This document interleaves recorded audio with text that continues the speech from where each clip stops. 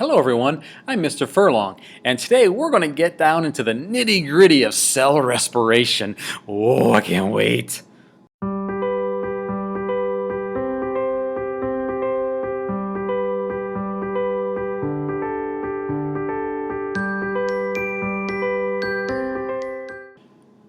We're going to get started with glycolysis. I want you to notice that we have a 6-carbon molecule here. This is glucose. And what I'm not showing here are all the hydrogens and oxygens that would be on there. Remember, there's 12 hydrogens and 6 more oxygens. We're just going to focus on what those 6 carbons.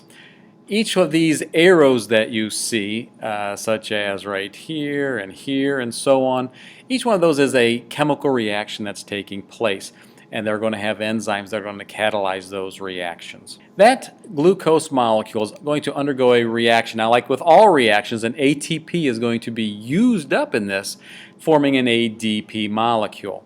It's going to undergo a couple more reactions, and another ATP is going to be used up, forming ADP. So here we're supposed to be generating ATPs, and we've already used up 2 of them. In another reaction, that 6-carbon glucose molecule is going to be split into 2 3-carbon molecules. They're going to undergo a series of reactions, and an NAD plus molecule is going to form NADH, and 2 ADPs are going to form into 2 ATPs. Now, because there's 2 of these 3-carbon molecules, we actually get 4 ATPs. The NADH molecules that you see here are related to, they might sound familiar to you, NADPH, right, which is in photosynthesis. They're very similar. They're taking a little bit of energy away from the glucose molecule, and they're going to be transferring it over to electron transport. So we need to keep a close eye on these NADHs. Right? And the end result is going to be 2 molecules of an acid called pyruvate, which is Pyruvate.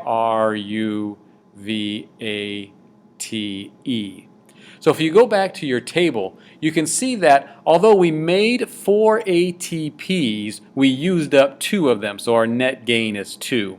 We gained 2 NADHs.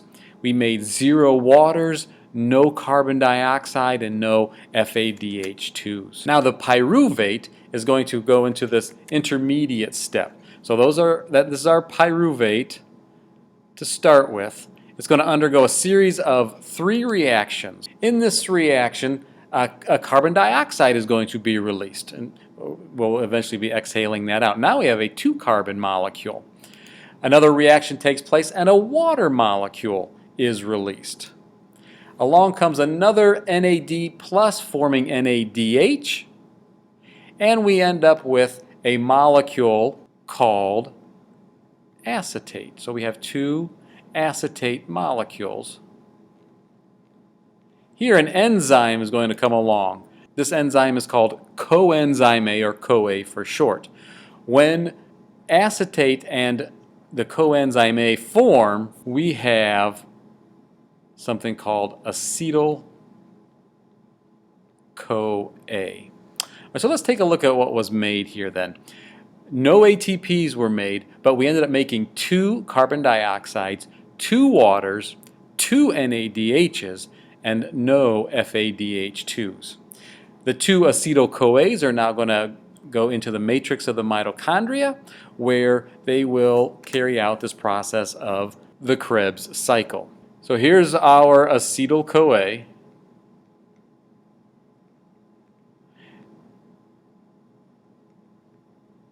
There we go, spell that right.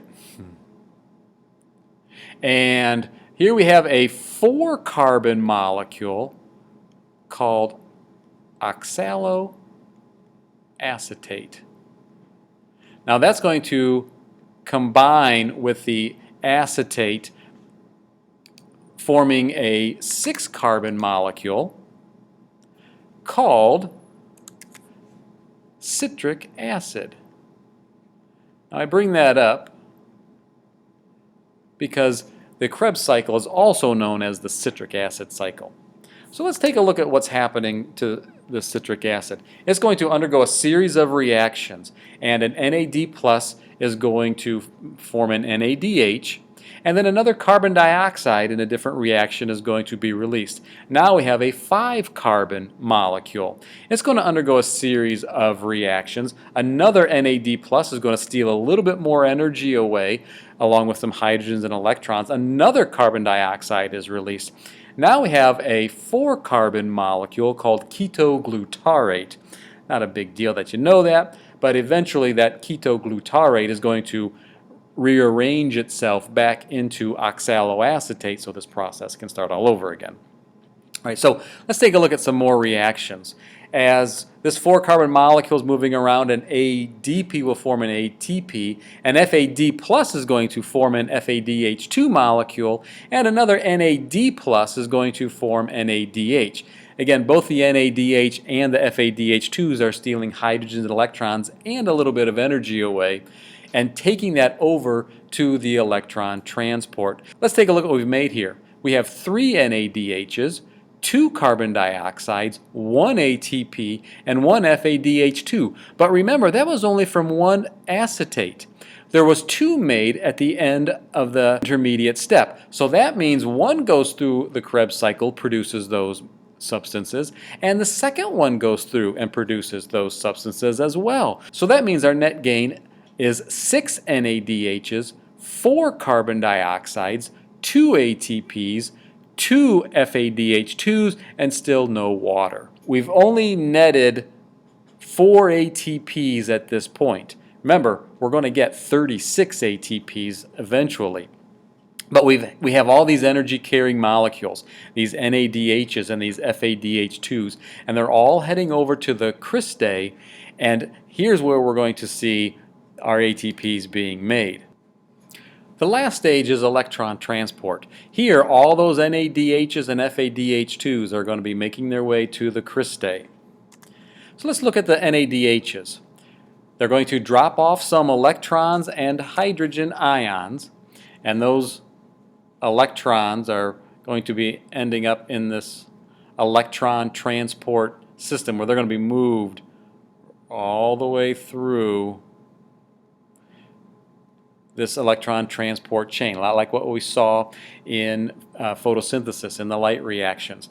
Now what happens is that flow of electrons, again, it's kind of like electricity. That's going to cause these hydrogen ions to move into that intermembrane space, that area between the outer and the inner membrane. FADH2s will come along and drop off some of their electrons and hydrogens, and they will also be able to move through the electron transport system as well. Right, now notice they're not traveling as far, but they're going to push some hydrogens into that intermembrane space. So notice what's happening here. In that intermembrane space, we're getting all of these hydrogen ions building up, and there's very few out here in the matrix. We're getting a higher concentration in that intermembrane space versus out into the matrix. Well, those hydrogen ions are then going to be able to move through the ATP synthetase enzyme, which gives it a little bit of energy, enough energy so that an ADP can add a phosphate on to become ATP. Now, how much energy are we really getting? For every 1 NADH, we get enough energy to make 3 ATPs. For every 1 FADH2, we get enough energy to make 2 ATPs. All right, now, without getting into real specifics here, the 2 NADHs that were made in glycolysis, they're out in the mitochondria.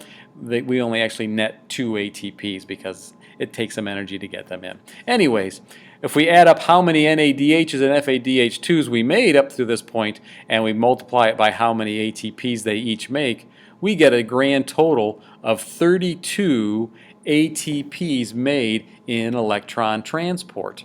But we're not done yet. We have all of these electrons building up. We have to have a place for them to go. But we also have these hydrogen ions that are moving through the ATP synthetase enzyme. Well, this is where oxygen comes in. Oxygen that we breathe combines with the electrons and the hydrogens and forms water. Another byproduct of cell respiration. And in fact, that reaction is the only reason why we breathe in oxygen. And think about how vital that is. We can't go more than a few minutes without oxygen. And it's for that one purpose, to take electrons and hydrogens to form a water molecule. I mean, think about it. The air that you just inhaled in just a couple of minutes are going to be in your mitochondria accepting those hydrogens and those electrons. And the carbon dioxide that you just exhaled, that just came from the intermediate step and the Krebs cycle. I mean, fascinating stuff here. So if you didn't catch it, here's what your table should look like. At the end of electron transport, we made 32 ATPs. We ultimately make 4 water molecules. And if you take a look real quick at this, we get how many?